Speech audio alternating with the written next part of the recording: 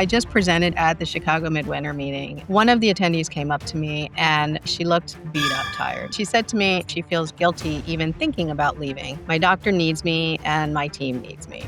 That conversation sticks with me because it's one that I've had and been a part of so many times. Loyalty is absolutely beautiful, but when it becomes a burden, when it's no longer loyalty and it's more like sacrifice, that's not healthy. Leaders who fear change are going to suck the oxygen right out of a room. Not being able to implement something that you know is going to work is such a downer for someone. If your leader's fear has become your limit, that's their ceiling, that's not yours. So don't let that stay your ceiling.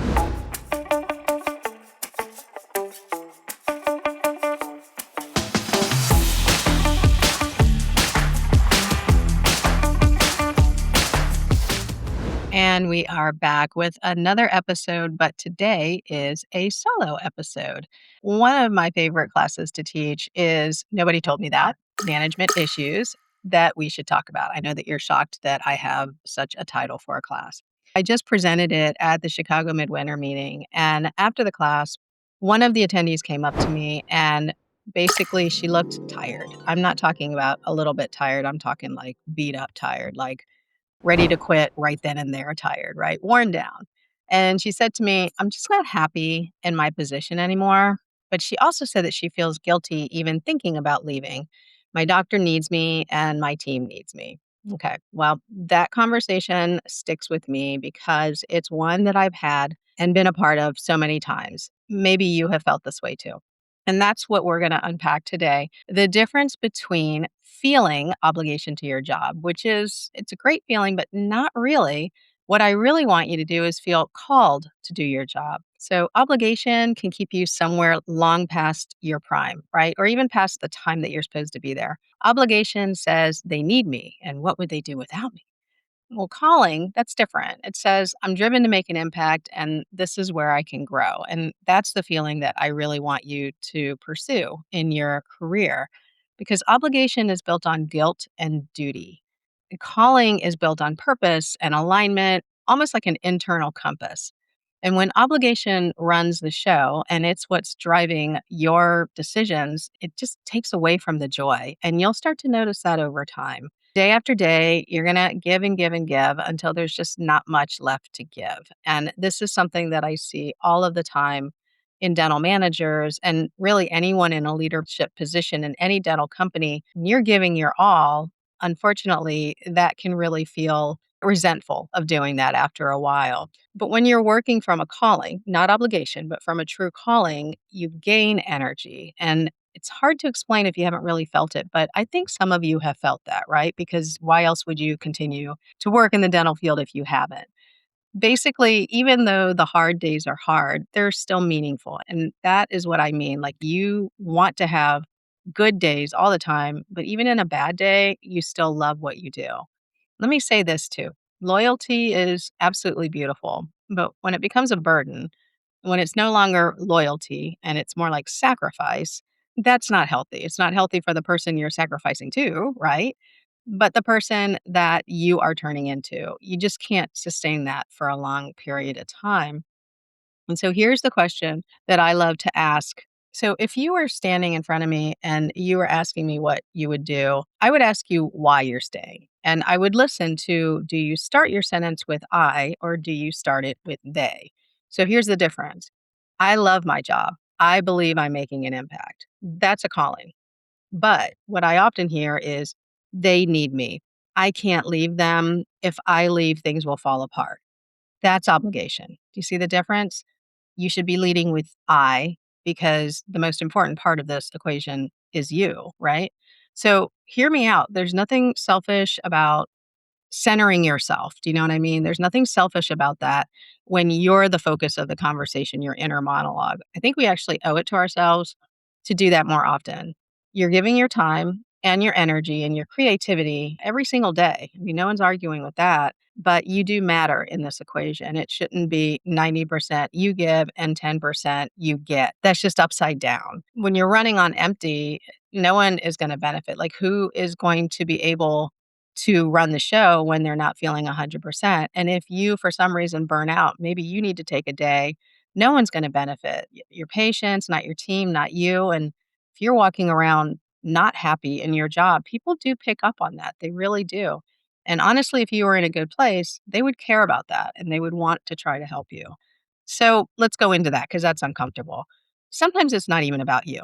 It's about the environment that you're in. So let's do a vibe check here. And this might be a little uncomfortable to hear.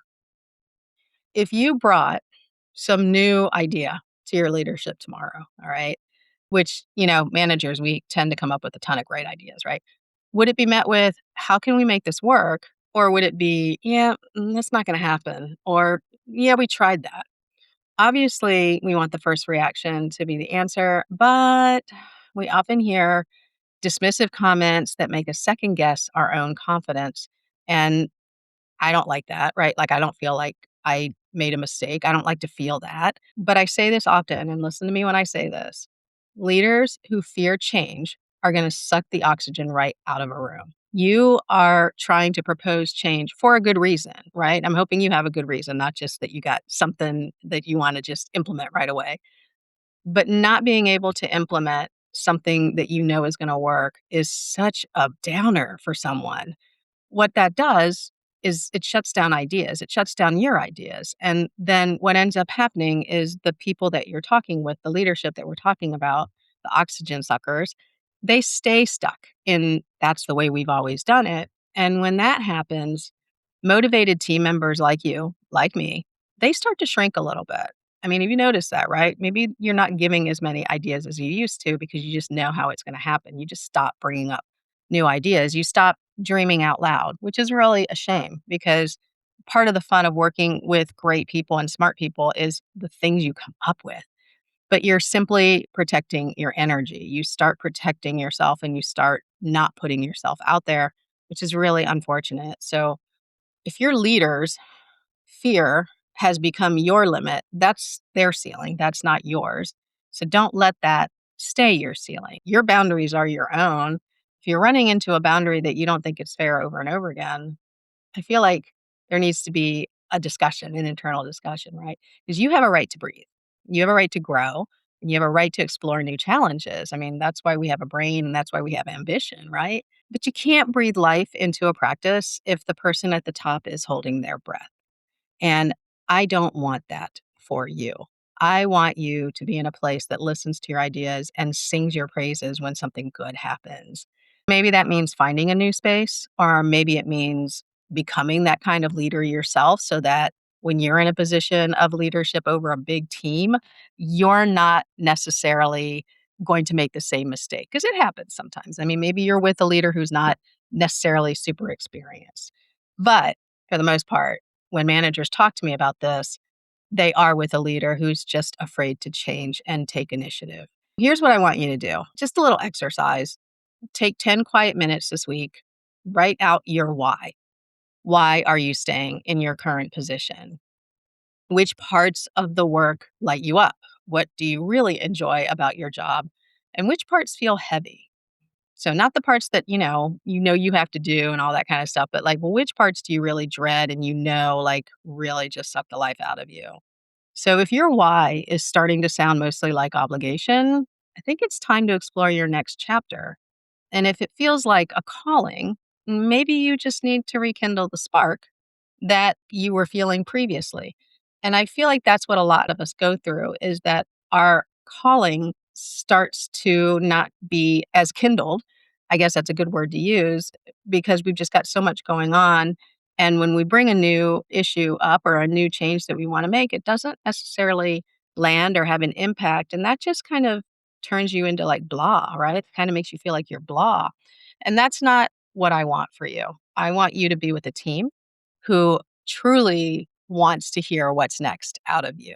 And when you work with people like that, it's pretty exciting because they really do like turn to you and say, "Hey, what do you think of this? And what do you think of that?"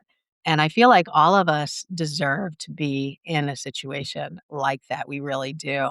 Now, I'm not saying that if you're feeling this, you're in a terrible situation. I don't know your exact situation, but I'm wondering if this conversation I had with this lady is something that you've had or thought about previously.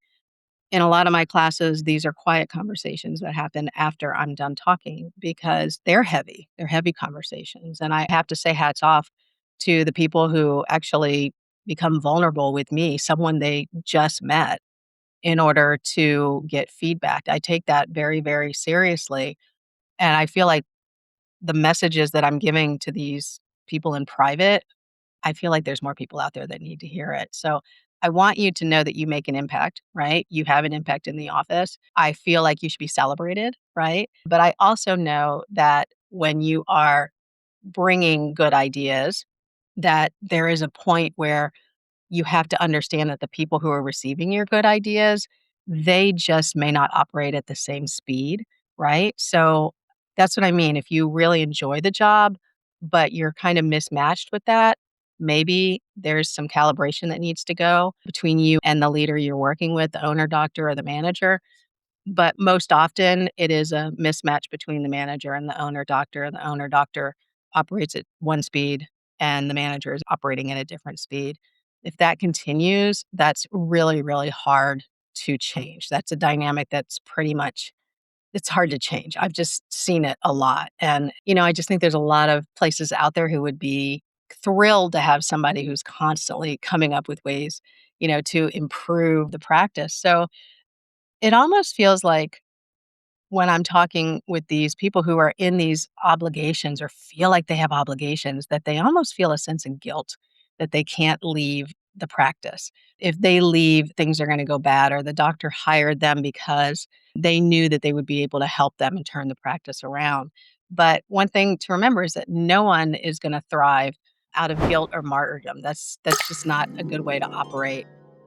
You're feeling a lot of pressure, the pressure of, "I should know that," or, "I should know how to fix that," and you can't know everything, you just can't. I mean, it's admirable to even try, but you can't. So, start by shifting your focus to what's most important, which is you.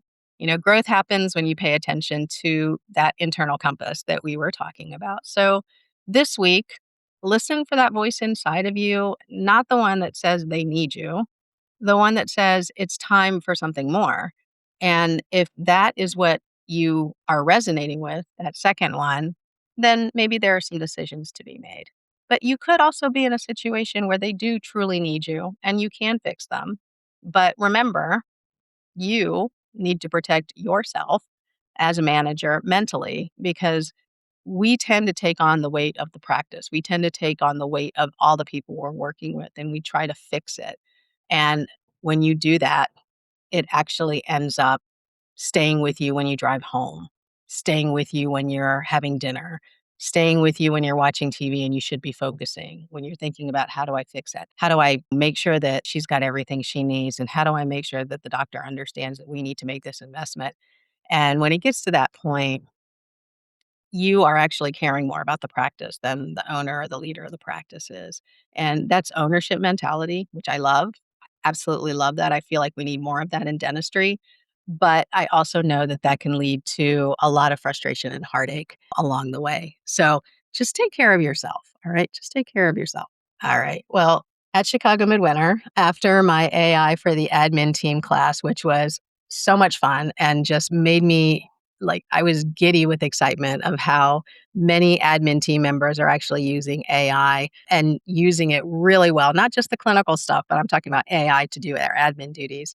But a manager came up to me afterwards. The next class was starting and they caught me in the hallway and she said, I feel like I'm falling behind. There's a lot of great managers out there. They're doing a lot more. They're managing big offices. They're using AI. I mean, she was outlining all of these things that all of these people in her mind, were doing that was just more than what she's doing. And the perception is that. And she said, I just can't keep up. I have a hard time keeping up. And I felt that. I totally get that.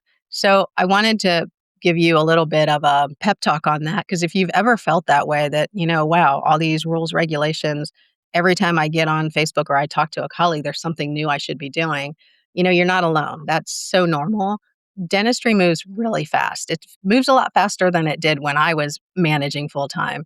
There's constant talk of new systems, there's new metrics, there's new technologies. It's easy to feel like the ground is constantly shifting under your feet. And in a way, it kind of is.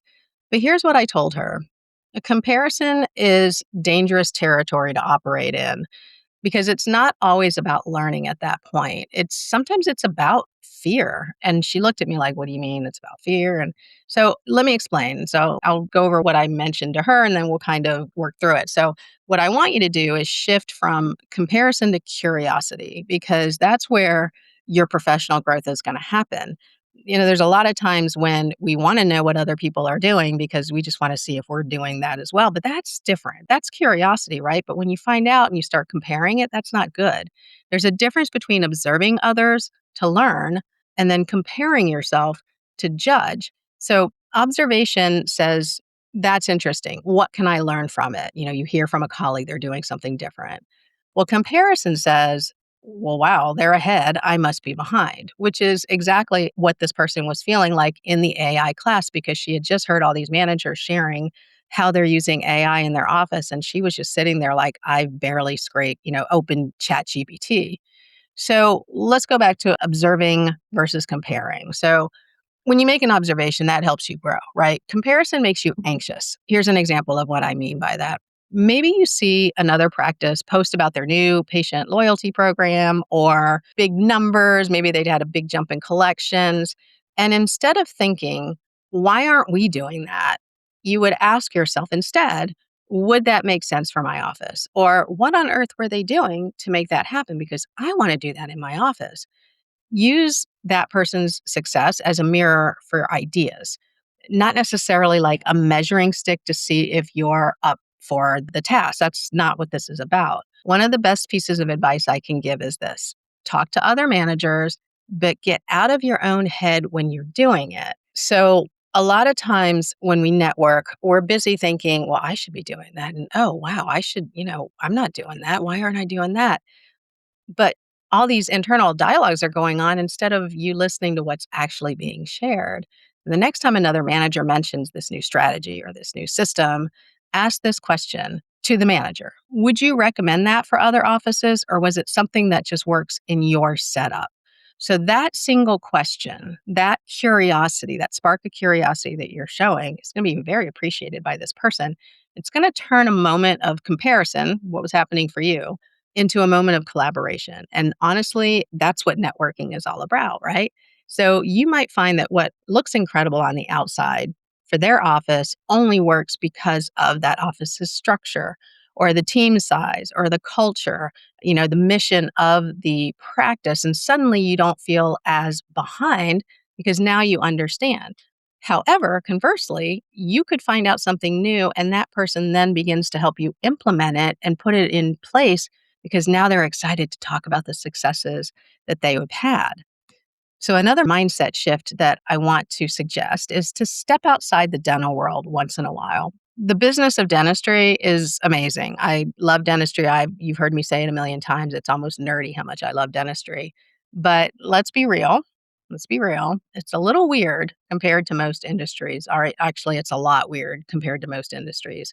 We're part healthcare, we're part customer service, part small business, part insurance processing center. I mean, throw in all that other stuff too. I mean, some of us have even been part babysitter when people bring in their kids, whatever. There's just nothing else quite like it. The practice of dentistry, a dental practice, is very different.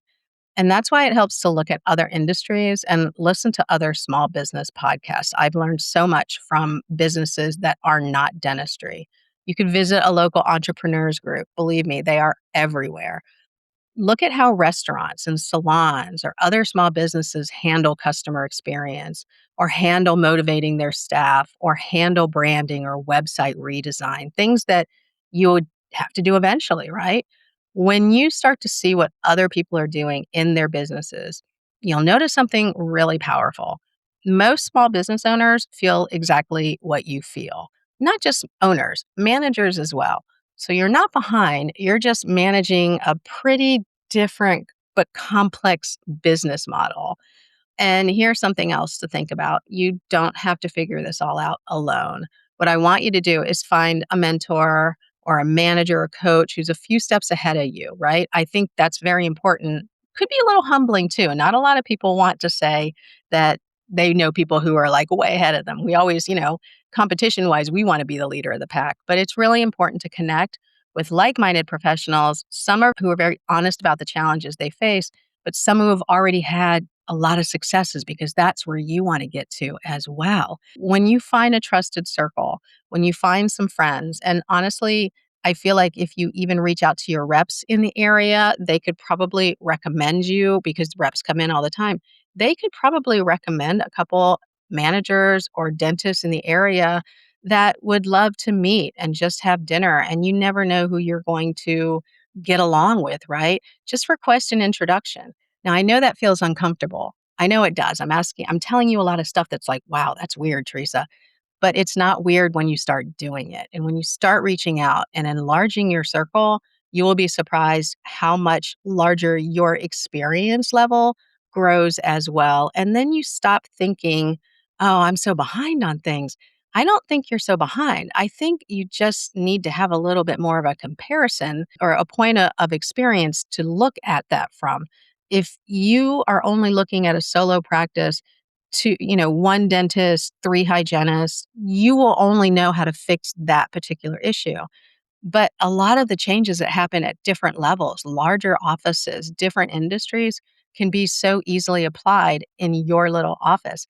My doctor and I would always talk about businesses, other businesses. Hey, what are they doing over there?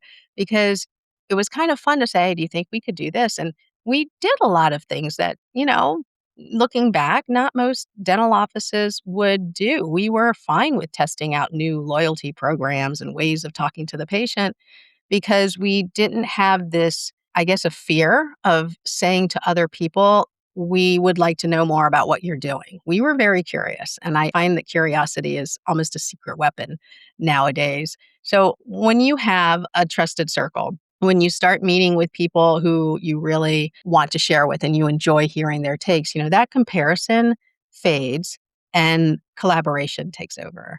You'll share wins and ideas, not so much the worries, although that's actually pretty valid. And that's a good reason to get together with people, right? Is to bounce the ideas off and seek help.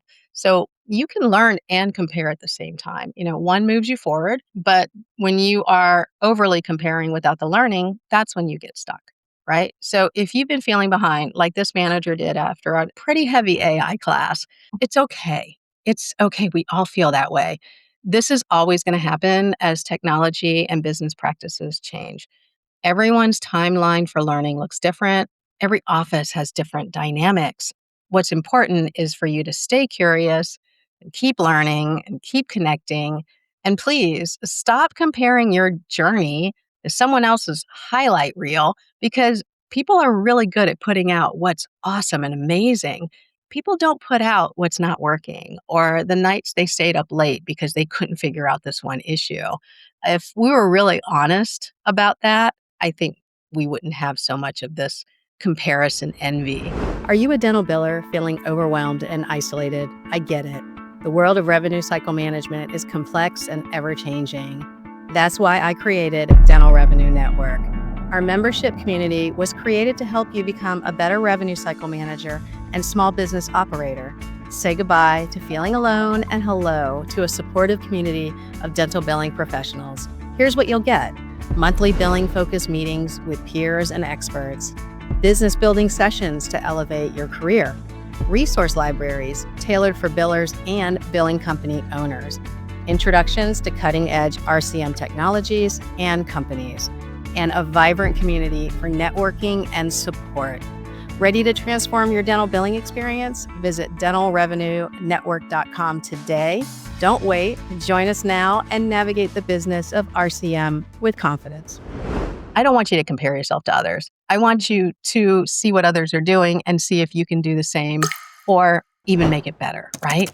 But I don't want you to ever use someone's successes to measure whether or not you're behind. That's a disservice to you. We're all working at our own pace and you are going to get there. You are going to get there. I have faith in you. And the fact that this girl and others who have taken my classes actually sit through classes, want to learn. They're not on their phone. They're not scrolling. They're actually listening. I find that that is so admirable. And I think you're already, I mean, the learning is already there, right? You're already taking the steps. And I think that that's pretty amazing. What I want is for you all to see how amazing that is from the front of the room when I see you all, when something is said by a speaker, by someone else, by me, you'll jot down something really excited. And it's pretty cool to see that from the front of the room. So there's a lot of learning going on. So stop thinking about the other people, worry about yourself, and think how we can, take this new information, new knowledge, and turn it around and make it better. So those are the lessons from the 2 classes that I had at Chicago Midwinter. But I got to tell you, I have a lot of these conversations after these classes, and managers are an amazing bunch because we want so badly to do everything right, and we want to make sure that everybody is taken care of, but sometimes we do it to our own detriment. So being a martyr, overrated, totally overrated. So I would urge you to just stay curious, keep taking classes. We're all on our own speed. We'll get there. Thanks for listening. See you next time. We're all super busy, so thank you for making time for me today. The show notes will have any links that we referenced in the episode. You can also find links for my book, events, and my online insurance course, Dental Insurance Design and Management. I speak often around the country on management and insurance issues. Come hang out with me in one of my classes. I promise you'll laugh and learn.